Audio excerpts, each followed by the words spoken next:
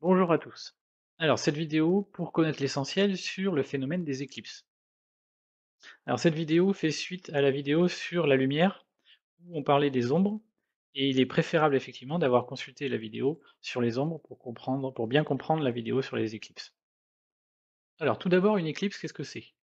Alors ce qu'on appelle une éclipse, c'est tout simplement la disparition passagère d'un astre quand un autre astre va passer entre ce premier astre et la source qui l'éclaire, la source de lumière qui l'éclaire, ou alors entre cet astre et l'endroit d'où il est observé.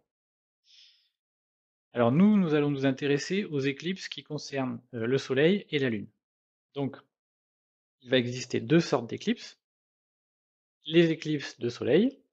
Alors dans ce cas, le Soleil ne sera plus visible de la Terre, car la Lune, c'est la Lune qui va venir se placer entre lui et l'observateur qui est sur la Terre. Hein, donc ça va ressembler à ça. Donc ça, c'est ce qu'on appelle une éclipse totale. C'est-à-dire que tout le Soleil est caché par la Lune. Et ceci, c'est une éclipse partielle, c'est-à-dire que la Lune a caché une petite partie du Soleil, mais pas totalement. On va revenir en détail après sur le principe. Et il y aura les éclipses de Lune. Alors dans ce cas, c'est la Lune qui n'est plus visible, car elle se trouve dans l'ombre projetée par la Terre.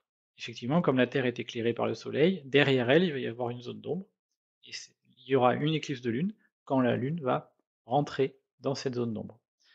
Alors, contrairement à ce qu'on peut imaginer, quand il y a une éclipse de lune, elle ne devient pas complètement noire. Elle garde une teinte rouge sombre, et on en a une illustration ici.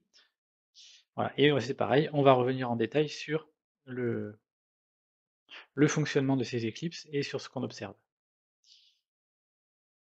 Alors on va commencer par les éclipses de lune, c'est-à-dire quand la lune rentre dans l'ombre de la Terre et qu'on ne la voit plus. Alors ces éclipses de lune se produisent quand le Soleil, la Terre et la Lune sont alignés, et alignés dans cet ordre, Soleil, Terre, Lune. Donc le Soleil, la Terre, comme la Terre est éclairée, forcément elle va projeter une ombre derrière elle. Donc pour construire cette ombre, on construit les deux rayons lumineux qui viennent d'être faits, d'accord? Celui qui part du haut du Soleil qui passe au ras de la Terre, celui qui passe du bas du Soleil qui passe au bas de la Terre. Ces deux rayons vont délimiter donc l'ombre projetée par la Terre, ce qu'on va appeler le cône d'ombre de la Terre.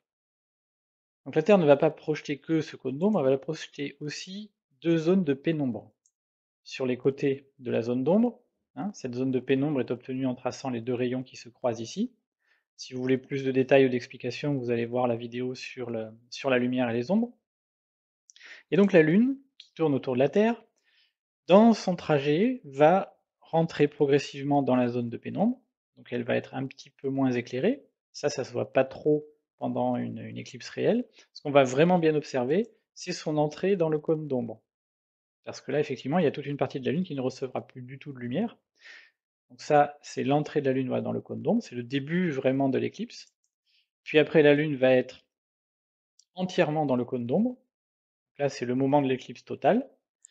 Donc là, effectivement, la Lune n'est pas totalement noire, parce qu'il y a des rayons lumineux ici qui passent par l'atmosphère de la Terre, qui sont un petit peu déviés, mais surtout, comme ils sont passés par l'atmosphère terrestre, ils ont une couleur rouge-orangé. C'est la lumière du coucher ou du lever du Soleil.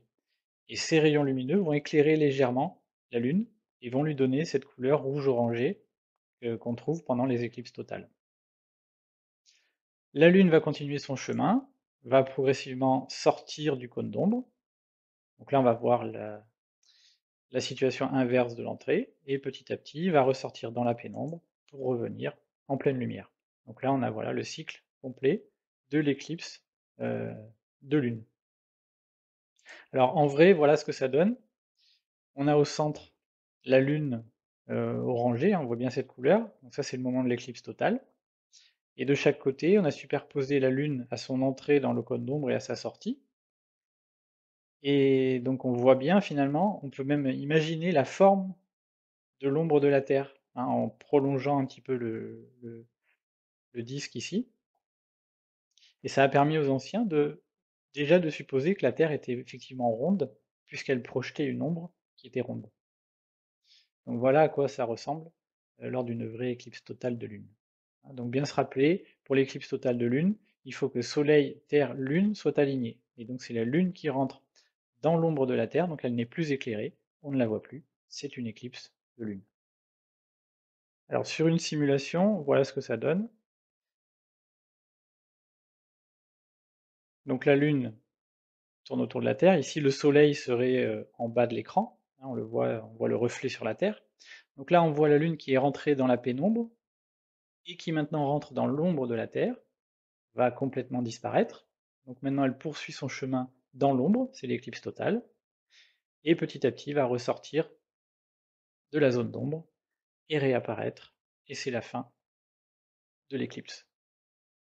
Voilà, donc on voit que l'éclipse ici peut être observée par tout le côté nuit de la Terre. Hein, c'est pas juste certains observateurs, c'est tous les observateurs qui sont du côté nuit. Alors maintenant, les éclipses de soleil. Cette fois-ci, pour avoir une éclipse de soleil, il faut donc toujours que la Terre, la Lune et le Soleil soient alignés, mais dans l'ordre Soleil, Lune, Terre. C'est à cette condition qu'on aura une éclipse de soleil. Alors, donc le Soleil, la Terre, et cette fois-ci, c'est la Lune qui vient se mettre entre le Soleil et la Terre. Donc si on construit les rayons lumineux comme on a vu, on va avoir ici les rayons qui nous permettent de trouver l'ombre, le cône d'ombre de la Lune. Et donc sur la Terre, on va avoir l'ombre portée de la Lune, ici. Une zone sur la Terre qui ne reçoit plus de lumière du Soleil. Ce qu'on appelle l'ombre portée de la Lune. De chaque côté, de la même manière, nous aurons des zones de pénombre. Et si on place un observateur dans la zone d'ombre, lui ne pourra voir aucun rayon du Soleil. On aura donc une éclipse totale du Soleil. L'observateur rouge ici ne verra plus du tout le Soleil.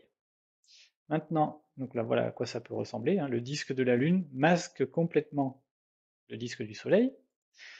Maintenant, si on place un observateur, enfin deux observateurs, chacun dans les zones de pénombre du schéma ici, eux, dans la zone de pénombre, ils voient une partie du Soleil. C'est pour ça d'ailleurs que la zone de pénombre est un peu plus éclairée que la zone d'ombre. Donc ils auront ce qu'on appelle une éclipse partielle. Seulement une partie du disque solaire sera cachée par le disque lunaire. Et enfin, si on place un observateur en dehors de la zone de pénombre, en haut ou en bas, peu importe, celui-ci, ben, il ne verra même pas ce qui se passe, il verra le soleil en plein ciel. S'il n'est pas au courant, il ne saura même pas qu'il y a une, une éclipse de soleil. Effectivement, lui, vous voyez les rayons bleus, il peut voir totalement le soleil. Alors que l'observateur vert, il est gêné ici par la Lune, il y a une partie du soleil qui est cachée. Alors, avant, on avait une représentation en 2 dimensions à plat, voilà ce que ça donne en 3 dimensions. Comme la Lune est une boule, l'ombre projetée va être un disque ici. Donc en fait, sur la surface de la Terre, on va avoir un disque noir et la zone de pénombre autour. Donc là, contrairement à l'éclipse de Lune, il n'y a que les gens qui se trouvent dans la zone d'ombre ici qui verront une éclipse totale. Donc c'est très localisé géographiquement. Tous les gens qui sont ici verront une éclipse partielle. Et ça fait donc beaucoup moins de monde qui voit une éclipse de soleil qu'une éclipse de lune. Alors sur la simulation, voilà ce que ça donne. Donc vu de la Terre, on verra le disque lunaire passer devant le disque solaire.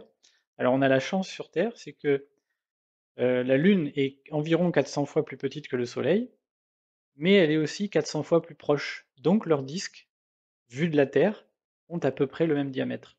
Ce qui fait que la Lune peut cacher le disque solaire. Voilà, donc on a eu l'éclipse totale et maintenant la fin de l'éclipse. Donc ça c'était vu de la Terre. Maintenant dans le ciel, donc on va avoir, si on regarde la surface de la Terre, il faut bien regarder la surface de la Terre, on va voir l'ombre passer, voilà, sur la surface de la Terre. L'ombre projetée par la Lune sur la Terre. Alors là, c'est une vue d'artiste, hein, c'est un artiste japonais qui avait dessiné cette image. Parce que sur une vraie image, on ne verrait pas la galaxie ici ou les étoiles en ayant le soleil sur la même image. Et c'était pour illustrer l'ombre projetée par la Lune sur la Terre. Et on comprend un petit peu avec cette image toutes les superstitions qu'il y a pu y avoir autrefois sur les éclipses, parce qu'effectivement, quand on ne sait pas comment ça fonctionne, c'est un phénomène qui est très surprenant, très impressionnant. Quand le soleil était un dieu, effectivement, le dieu était caché. Et donc on a pu observer quand même en vrai du ciel les éclipses. Ça, c'est à partir de la station Mir, qui est en orbite autour de la Terre, pendant l'éclipse du 11 août 99. Donc ça, voilà, la zone d'ombre projetée par la Lune sur la Terre, qui a été observée. Voilà, normalement vous connaissez l'essentiel sur le fonctionnement des éclipses de Soleil ou de Lune, et connaître ce fonctionnement, ça peut éviter justement, comme autrefois, les différentes superstitions à propos de ce phénomène.